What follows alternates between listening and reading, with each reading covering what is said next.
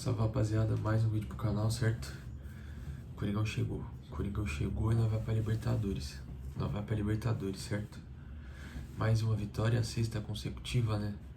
A gente dá esse boom no campeonato no finalzinho. Muito importante. Esse jogo foi, colocar perfeito, quase perfeito. Desde o começo do jogo, o Corinthians começou pressionando muito, subindo suas linhas, fazendo marcação-pressão na saída de bola do Vasco,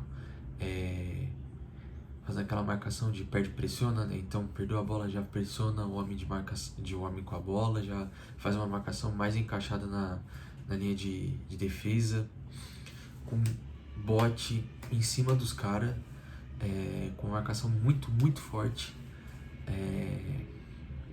Fez com que o Corinthians conseguisse inúmeras finalizações no primeiro tempo, né? O Corinthians, eu acho que termina com um jogo com 25, 26 finalizações, alguma coisa assim, próximo disso. Mas assim, um jogo quase que perfeito, eu diria. Todos os jogadores foram assim, perfeitos, tirando um pouco ali o Hugo na hora do gol, falhou, quis fazer uma defesa de mão trocada ali e errou o tempo de bola. E a gente tomou o gol, mas o jogo Corinthians controlou o Vasco não teve poder de reação durante um momento nenhum do jogo. O Corinthians no primeiro tempo abriu 3-0, então acabou o jogo ali. O Vasco não teve nenhum poder de reação, mesmo com Payet em campo, aí depois a entrada do Coutinho, a entrada do Alex Teixeira. O Vasco não teve poder de reação nenhum durante o jogo ali. Foi um jogo em que o Vasco simplesmente só se defendeu. O Corinthians amassou o jogo inteiro. O Garro, mais uma vez, destaque da partida, né? Junto com o Thales. Excelente partida do Thales. Excelente. O Corinthians precisa comprar o Thales. Romero também, uma boa partida do Romero. Carrilho, outra excelente partida. Ranieri também, outra excelente partida. Mateuzinho, que evolução. Se a gente pegar o Mateuzinho que jogou ali no Paulista, início de Brasileiro, era um jogador mediano para ruim, nota 4, 4,5. Agora já é um jogador nota 6, 6,5, 7, quem sabe até um 8. Vem evoluindo cada vez mais, tanto na parte defensiva, com a parte técnica, com a saída de bola, quanto na parte ofensiva, vem se tornando um lateral cada vez mais preparado para assumir ali a lateral direita, né? Já que o Fagner, infelizmente, renovaram 2 anos, né? Mas a gente já sabe a atual condição do Fagner. Atual não, né? A condição do Fagner nesses últimos 4 anos, de 2020 pra cá, vem sendo um cara bem irregular, fora de forma, descompromissado. E aí o Corinthians tem que achar um lateral ali direito que consiga desempenhar bem tanto a parte ofensiva quanto a parte defensiva. A zaga também, Gustavo Henrique e André Ramalho perfeitos. Não erraram botes, uma marcação muito forte quando o Vasco conseguia ali sair dessa marcação encaixada do Corinthians no meio de campo. Então eles já recuperavam, já armavam o jogo. O Bidu também, outra excelente partida do Bidu. Ali Ranieri, Bidon e Carrilho, um trio de meio campo perfeito, com bote, intensidade, armação de jogo, finalização, apoio nas laterais, apoio no meio campo.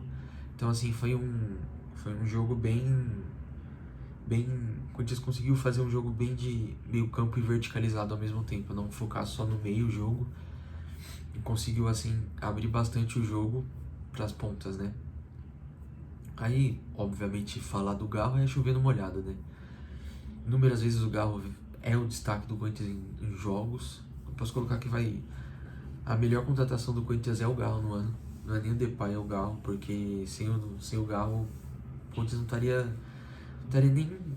teria chegado em semi de Copa do Brasil, estaria brigando para cair, com certeza ali em 19º, já rebaixado.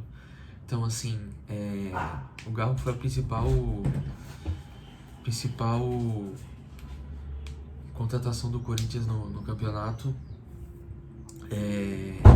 E aí você tem Romero e Thales, uma dupla muito bem encaixada, onde ambos conseguiram desempenhar ali a função de Romero mais uma função de centroavante, o ali na, né, função que o Depay faz, e o Tales numa função de segundo atacante, segundo homem de área ali, juntamente com a mesma coisa que o Yuri faz. Então, os dois foram muito perfeitos ali em campo, conseguiram entrosar, conseguiram dar poder ofensivo pro Corinthians, conseguiu achar a tabela, a aproximação, profundidade.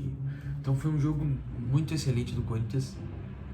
As substituições também, Alex Santana entrou muito bem, Charles ali entrou no finalzinho do jogo, né, com a saída do Garro, Coronado, Pedro Raul. Por incrível que pareça, Pedro Raul se esforçou ali, conseguiu em algumas jogadas ter uma recuperação de bola.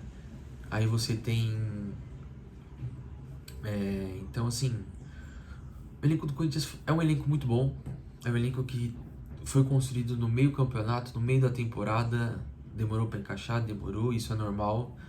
Os caras demoraram para pegar 100% a ideia do Ramon, mas conseguiram pegar, conseguiram se fechar ali, principalmente depois da eliminação da Sul-Americana, né, que doeu muito para todo mundo.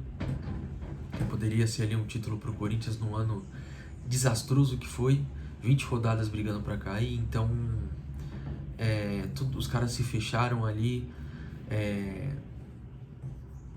fecharam com a diretoria, posicionamento muito importante dos jogadores, que os outros elencos anteriores que a gente nunca viu isso, um posicionamento oficial, principalmente no momento desse, em Corinthians numa crescente, buscando vaga de Libertadores. A oposição, percebendo isso, tenta fazer um processo de impeachment incabível, porque você ainda não tem 100% das provas do caso do Vaidbet. Isso está em processo ainda, não foi nem levado ainda a julgamento, está averiguando provas ainda. Então assim, é claramente um golpe, claramente os caras estão fazendo um golpe de Estado para tomar o poder, que é uma coisa que eu falo isso há muito tempo. Os caras não se importam, nunca se importaram e nunca vão se importar com o clube, com o Corinthians, com nós torcedores. O que para eles interessa é dinheiro e poder. Então, tudo que tiver ao alcance dele de acabar o ambiente, prejudicar gestões futuras, fazer cabeça de jogador, como foi o caso de Mosquito e o caso do Arthur Souza, dois jogadores, eu posso falar, acéfalos, né? Porque o Arthur Souza, campeão da Copinha, poderia muito bem ganhar espaço no Paulista do próximo ano, já que o calendário vai ser um calendário um pouco mais apertado.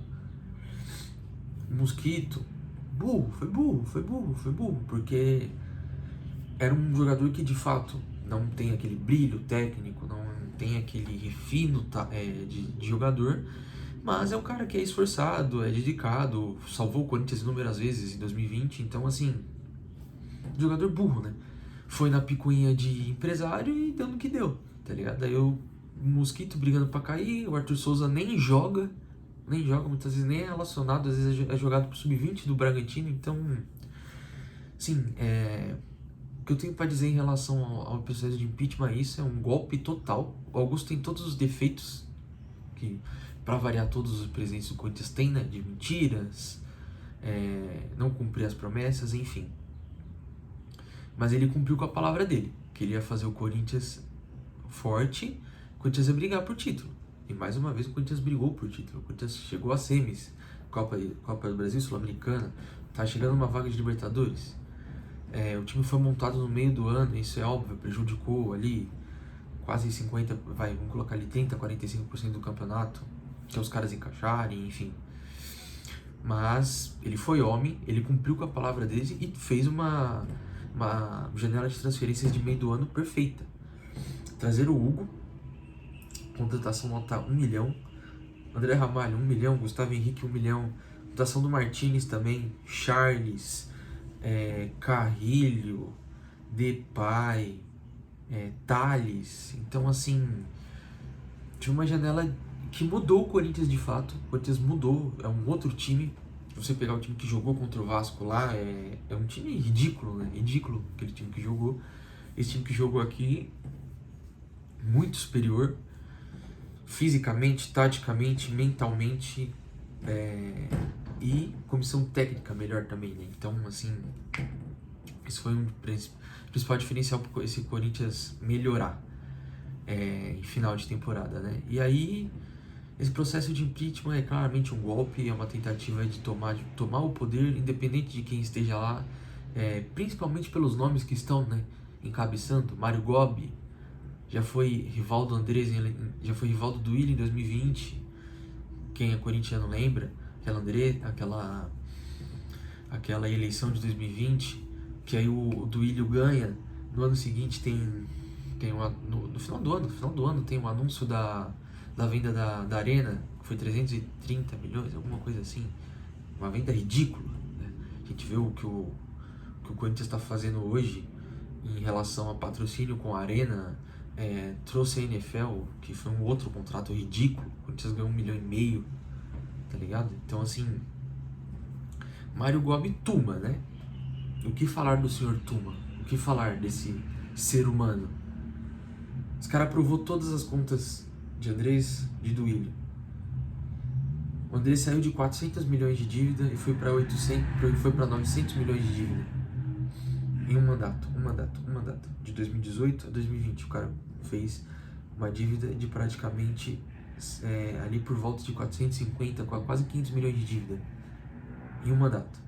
O Duílio pegou essa dívida de 900 milhões e jogou essa dívida para quase 2 bilhões. E as contas foram aprovadas. E aí o conselho, nessa época não existia. O conselho se absteu.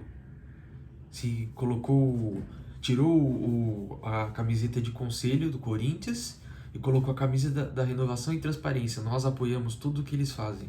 Agora tá uma outra gestão, uma nova forma de gestão, e os caras não querem ter que mostrar as documentação, principalmente com contratação de CEO. Por que você acha que o senhor Tuma foi tão contra, né, a contratação de um senhor, de um CEO? Tá aí, ó, a gente tá vendo os motivos. Eles querem o poder de qualquer jeito, independente do que aconteça dentro do Corinthians. Se o Corinthians fosse campeão, os caras queriam derrubar o Augusto. Os caras querem derrubar o Augusto. Se o Augusto colocar minimamente o Corinthians em ordem, abaixar a dívida, se o Corinthians voltar a ganhar título, esses caras não voltam pro Corinthians mais. Eles sabem disso. Eles sabem que eles não voltam mais se o Corinthians com o Augusto ganhar título. Então, assim, é um processo de golpe. É simples e muito objetivo isso. Agora, voltando um pouco pro jogo, muito surpreso com a melhora do Ranieri. O Ranieri vinha uma decadência muito forte, caiu muito de produção ali meio do ano, até ali mais ou menos outubro, e melhorou muito agora, melhorou bastante, tanto parte física como parte técnica. Melhorou a saída de bola, que era uma coisa que ele não conseguia fazer. Se você pegar aquele jogo contra o Botafogo lá no Engenhão, os 2 gols praticamente foram culpa dele, né? Então o Ranieri melhorou muito. Eu acho que é um ponto muito positivo pro Corinthians ter o Ranieri melhor, porque aí você consegue alternar estilos de jogos, né, de Ranieri, de Martinez. Martinez um pouco mais de pegada, um pouco mais de porrada mesmo. Ranieri um pouco mais porrada também, mas um cara para sair um pouco mais de marcação, entendeu? Dar uma liberdade maior para Bidon, para Garro. Então, assim, o jogo perfeito do Corinthians. Mais né? 6ª vitória seguida. Próximo jogo contra o Criciúma fora, final de semana, no sábado. Depois a gente pega o Bahia em casa, um jogo de 6 pontos, jogo direto. Principalmente porque o Bahia empatou hoje contra o Atlético Paranaense. E aí, o último jogo é contra o Grêmio. Dependendo de como acontecer o campeonato, pode ser aquele jogo de rebaixamento do Grêmio. Por inúmeros fatos. Então, assim, Corinthians dá pra fazer esses 9 pontos. Dá, muito com uma tranquilidade. Se o Corinthians manter esse nível de atuação, esse nível de regularidade, desse nível mental durante o jogo, o Corinthians consegue fazer esses 9 pontos. E aí a gente fecha ali, termina o campeonato ali em 7º, que seria perfeito, tanto parte financeira, passar 20 rodadas, né, na zona de rebaixamento, você terminar em 7º, é perfeito, visando que o Corinthians provavelmente não terá a Copa do Brasil, só vai ter Copa do Brasil se classificar para Libertadores. Então, se tiver Libertadores, tendo a Copa do Brasil, então já tem um fluxo de caixa maior. Vai ter que dar uma investida aí, contratar algumas peças ali, lateral esquerdo, mandar o Hugo embora e vir um lateral esquerdo, achar um pouco mais de zagueiro, fazer uma contratação de zagueiro ali, principalmente porque o Félix Torres também é uma incógnita, ninguém sabe se ele vai ficar ou não, então bom Corinthians se movimentar no mercado, comprar o Hugo, o goleiro, né? Comprar o Hugo, comprar o Thales, que são peças importantes pro clube. Então, é isso, rapaziada. Certo? O Coringão ganhou, vamos pra cima, vamos aí rumo a Libertadores e é isso. O Corinthians é o Corinthians. É nóis.